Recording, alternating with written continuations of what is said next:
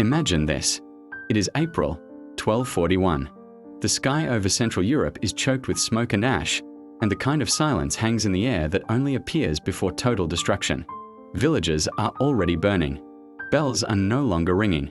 Roads are filled with refugees, broken carts, lost children, and men who haven't slept in days.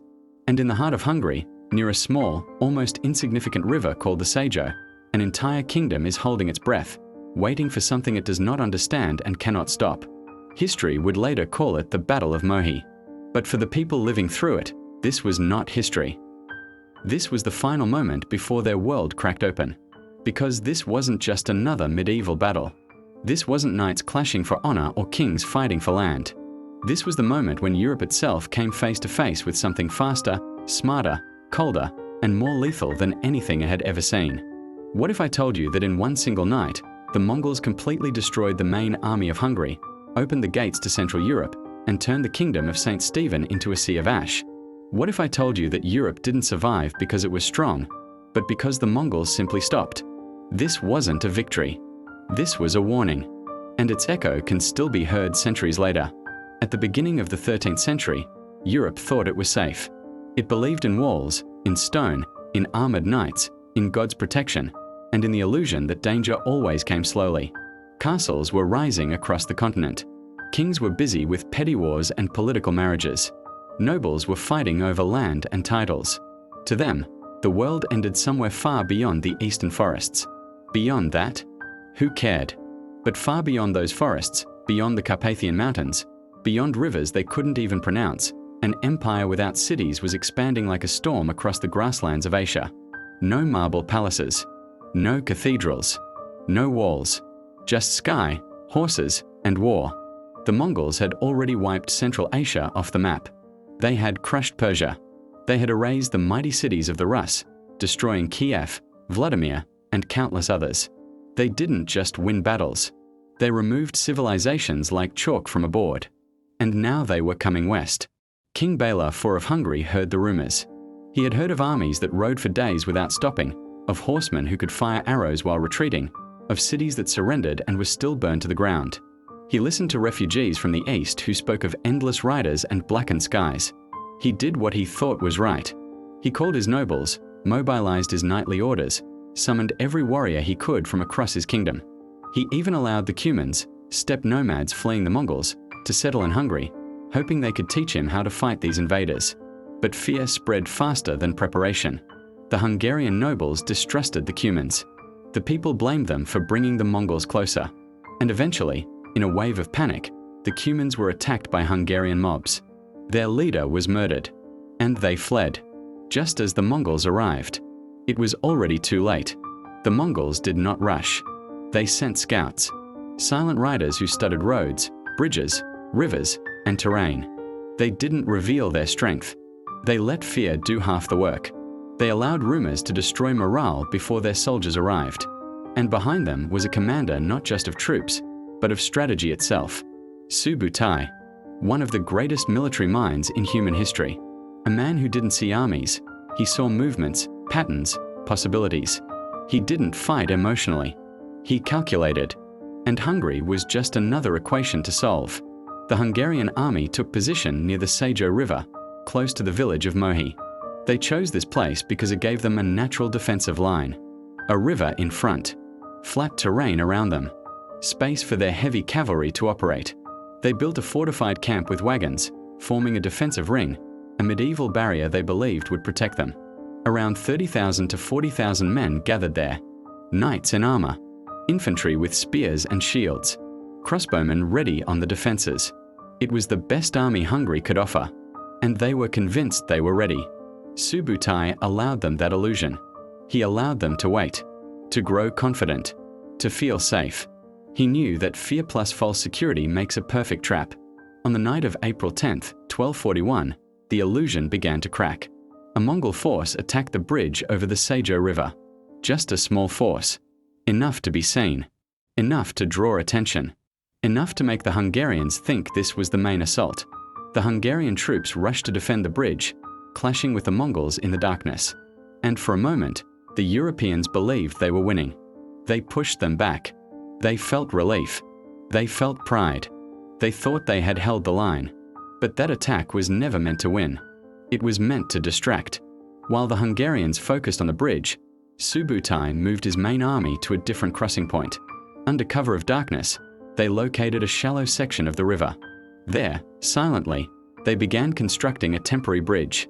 Not with clumsy fear, not with chaos, but with precision. While one part of the Hungarian army celebrated, another part of the Mongol army was already crossing the Sejo behind them. By the time the first light of morning broke through the fog, Mongol forces were on the Hungarian side of the river, undetected, unchallenged, in position. When the Hungarian commanders realized what had happened, panic spread through their ranks. They were now trapped between the river and the Mongol army. The fortified camp that was supposed to protect them became a cage. And then Subutai gave the signal. The Mongol army surged forward, not in disorder, but in structured waves. Fast, light, deadly. Arrows filled the sky. Not random volleys, but controlled, calculated storms aimed at commanders, banners, and key formations. Wherever Hungarian leadership showed itself, Mongol arrows followed. The Hungarian heavy cavalry charged, as European knights had done for centuries. But the Mongols did not meet them head-on. They didn't collide with strength. They dissolved. They retreated in perfect formation, drawing the knights farther from their positions, stretching their lines, separating units, breaking cohesion. The knights pursued, thinking they were winning. But each retreat was planned. Each movement led them deeper into chaos. The Mongols reappeared from the sides, from the rear, raining arrows into gaps, moving like a living storm. Then came fire. Weapons that Europe had rarely seen on a battlefield. Crude explosive devices. Fire arrows.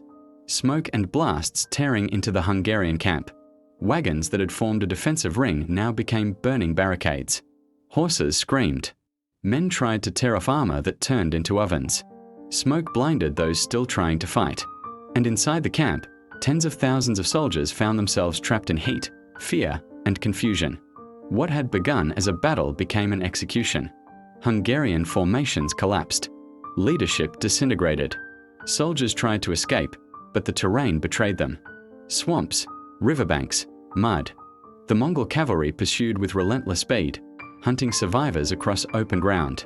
For every man who managed to flee, many more fell into the earth. King Bela barely escaped. His bodyguards fought to carry him away from the chaos. He survived. His army did not. By the end of the Battle of Mohi, the main Hungarian force was shattered. Tens of thousands lay dead. The defensive line of Central Europe was broken. The road to Vienna, to Central Europe, to the heart of the continent lay open. And the Mongols stood there, victorious, surrounded by death and smoke, with nothing in front of them except possibility. And this was only the beginning of what Mohi truly meant for Europe. When the sun rose after the Battle of Mohi, it didn't rise on a battlefield. It rose on a grave. The air reeked of smoke, blood, burned leather, and wet earth torn apart by hooves and steel. The Sejo River, once quiet and nameless, now carried bodies downstream, turning its waters dark, thick, and slow. The sounds of battle had faded, but they were replaced by something worse. Silence broken only by the crackling of fires and the weak cries of the wounded calling for help that would never come. For Hungary, this wasn't a defeat. It was a collapse. The spine of the kingdom had been snapped in a single night. King Bela fled west, barely alive, his kingdom disintegrating behind him like ash carried by the wind. And the Mongols didn't rush after him. They didn't need to, because the army of Hungary no longer existed. There was no force left to resist. The countryside was open. The towns were defenseless. The castles were isolated islands in a rising ocean of destruction. And the Mongols began to move through the land not like an army, but like a season. An unstoppable season of fire. Village after village fell. Some tried to resist. Most didn't stand a chance. The Mongols had no interest in knightly duels, in honor, or in European codes of war. If a town resisted, it was erased. If a town surrendered, sometimes it was spared. Sometimes it wasn't. There was no pattern the people could rely on, and that was the point. Uncertainty was also a weapon. Fear was a weapon. Rumors traveled faster than horse hooves. Each story, whether true or exaggerated, was another arrow fired into the heart of Europe. Entire regions of Hungary were depopulated within weeks. Fields were abandoned. Cities burned. Monasteries that had stood for centuries vanished. Chroniclers later described the land as empty, like after a biblical flood, except the water had been replaced by ashes and bones. Wolves and scavengers roamed through areas where thousands had lived only days before. Some places never recovered. Even today, historians can trace areas of Hungary that lost population on such a scale that it took generations to return to normal. All because of what started at Mohi. But the terror didn't stay in Hungary. Europe watched. From Poland, from Austria, from the Holy Roman Empire. Reports arrived describing what had happened. Not just battlefield defeat, but annihilation. Nobles and kings across Central Europe suddenly realized something horrible. They had no plan for this. Their entire military system was built for slow wars, sieges, heavy cavalry charges, and predictable enemies. The Mongols were none of that. They were speed, adaptation, mobility, psychological collapse. In Vienna, panic spread. Fortifications were strengthened. Supplies were hoarded. In some regions, churches held constant prayers, not for victory, but for survival. Chroniclers wrote with shaking hands. Some believed it was the end of days, a punishment from God. Others believed the Mongols were demons from the east. In truth, they were neither. They were human. And that made it worse, because it meant they could not be prayed away. Batu Khan and Subutai had achieved what few commanders ever did. They had broken a kingdom and paralyzed a continent. The road into Western Europe lay open. No large army stood in their way. No coalition was ready. No strategy existed to stop them. If they had continued, history itself could have changed completely. But then something strange happened. They stopped. Not because they were defeated. Not because they were weak. Not because Europe suddenly grew strong. They stopped because far away, on the other side of the world, a Mongol great Khan had died. And according to Mongol law and tradition, the leading princes needed to return east to participate in the election of the new great Khan. Power, for them, mattered more than conquest. Politics interrupted apocalypse. So instead of riding west into Germany, France, and Italy, the Mongol forces slowly began pulling back. And Europe breathed again. Not because it had won, but because its executioner had other priorities. This confused European chroniclers for centuries. They would tell the story of how God intervened, how heaven spared them, how the Christian world was saved by divine will. But the truth was colder, more random, more terrifying. Europe survived because of a power struggle thousands of kilometers away, in a land most Europeans had never heard of. And Hungary? Hungary had to live with the consequences.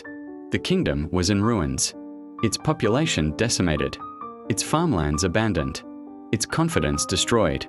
King Bela IV returned not as a triumphant ruler, but as a man trying to rebuild bones. He began constructing stone castles across the land, replacing weak wooden fortifications with strongholds, because he knew something now that he had not known before. He knew that the Mongols could return, and that if they did, Hungary might not survive twice. The Battle of Mohi became more than a massacre. It became a lesson carved into blood, a reminder that speed beats armor, intelligence beats bravery, strategy beats numbers. It forced European military thinking to change. Slowly, painfully, but permanently. Yet the most terrifying part of this story is not what happened at Mohi. Not even what happened to Hungary afterward. It's what didn't happen. Because the real haunting question stays unanswered. What if the Mongols had not turned back? What if they had continued west? What if Vienna fell? What if Rome fell? What if Paris fell? What would Europe even be? And that is where the true shadow of Mohi lies. Not in the deaths, not in the burning cities, but in the future that almost happened and then vanished. By the time the Mongols retreated eastward, the landscape of Central Europe had changed forever. Hungary was a ruin. Forests had reclaimed the fields. Rivers carried the echoes of screams. Yet the fear spread farther than the flames. Neighboring kingdoms realized they were exposed. Poland trembled. Bohemia shivered. Even distant German principalities could feel the shadow. Europe had been shown its weakness, and it would never forget. But what Europe did not see, what few historians emphasize, is how precise, calculated, and horrifyingly intelligent the Mongol tactics truly were at Mohi. They were not just skilled horsemen or merciless killers. They were strategic architects of terror. Subutai had designed the battle like a chessboard, each piece moving with intent. He didn't just attack. He deconstructed the Hungarian army before it even realized it had been attacked. Using feigned retreats, Mongol riders drew the knights out, stretching formations, breaking cohesion. Hungarian cavalry, trained for frontal assaults and direct clashes, found themselves trapped in an impossible geometry of movement. And every time they tried to regroup, the Mongols appeared from unexpected directions, rear, flank, or riverbank, turning every movement into a trap. It was psychological warfare as much as physical. Panic was an ally. Chaos was a weapon. Subutai understood that fear multiplied casualties faster than steel. The Mongols also demonstrated primitive but deadly fire technology that Europeans rarely encountered on battlefields. Fire arrows, early explosives, and incendiary devices that turned the Hungarian defensive camp into a furnace. Wagons became ovens. Armor became a death trap in the blazing heat. Smoke and chaos forced soldiers to flee blindly into riverbanks or open plains, where Mongol cavalry hunted them with devastating precision. Each death, each panic-stricken retreat, each collapse of a formation was orchestrated like notes in a symphony of destruction. And yet, for all their skill, Europe survived. Not because of courage, not because of preparation, but because the Mongols chose to withdraw. The death of the great Khan far to the east forced Batu Khan and Subutai to turn their forces back. It was almost random. History, at that moment, balanced on the tip of a sword, and a faraway political obligation saved an entire continent. Europe's survival was luck, pure and terrifying. But the psychological aftermath was even more profound than the physical destruction. European armies began to rethink everything. Heavy cavalry, once considered invincible, was no longer sacred. Knights realized that discipline and massed armor could be circumvented by mobility, intelligence, and fire. Fortifications were rebuilt not only as protection against sieges but as sanctuaries against lightning-fast raids. Military strategy began a transformation that would take decades to mature, all seeded by the lessons of Mohi. Meanwhile, rumors of the Mongol threat mutated into legend. Chroniclers wrote stories mixing fact and myth. Entire cities wiped out in a night, towers of skulls, rivers running red. These tales traveled faster than armies ever could. The Mongol shadow stretched across Europe, not by presence, but by imagination. Fear became a force multiplier. The Western kingdoms began to prepare, even for a threat that might never return. Armies were mustered differently, alliances formed differently, castles built stronger, borders policed more carefully. Mohi was a disaster, but it became the blueprint for European survival in the centuries to come. Yet, for all the lessons, one question lingered in the minds of kings and commoners alike. What if the Mongols had continued west? If Mohi had been the first domino and not the last, if Vienna had fallen, if the Rhine had been crossed, if Paris had faced the steppe riders, Europe might have been a very different place. Languages, borders, religions, perhaps even civilization itself, might have been unrecognizable. The fear of what could have been haunted every European leader who survived, echoing silently through strategy meetings, councils of war, and midnight prayers. Mohi also revealed a fundamental truth about human perception. Europe had underestimated the power of intelligence over strength, of speed over armor, of strategy over pride. The Mongols had studied their enemy, manipulated the environment, and exploited human psychology with almost inhuman precision. Their victory was not just in the battlefield, but in demonstrating a new form of warfare that Europe had never faced. And though the Mongols withdrew, the seeds of fear, respect, and strategic re-evaluation remained. So when historians look back, Mohi is remembered as a battle, a decisive, catastrophic defeat for Hungary. But it is more than that. It is a warning about hubris, about underestimating speed and strategy, about how fragile even the mightiest armies can be in the face of the right mind with the right plan. The Mongols didn't just fight with swords, they fought with anticipation, with deception, and with terror. They taught Europe, unwillingly and brutally, that the old ways were insufficient, that the world beyond the forests and mountains was faster, smarter, and unrelenting. And this is where Mohi's true story lives, not in the numbers of dead, not in the burned villages, but in the shadow it cast over the future of Europe, a shadow that would guide kings, generals, and soldiers for generations to come, shaping the very definition of warfare. Europe survived that spring of 1241 not by strength, but by a combination of misfortune, strategy, and cosmic coincidence. Yet the memory of Mohi remained, whispered through centuries, a chilling reminder that the edge of the known world could vanish overnight, leaving only smoke, blood, and the terrifying efficiency of an enemy unlike any other.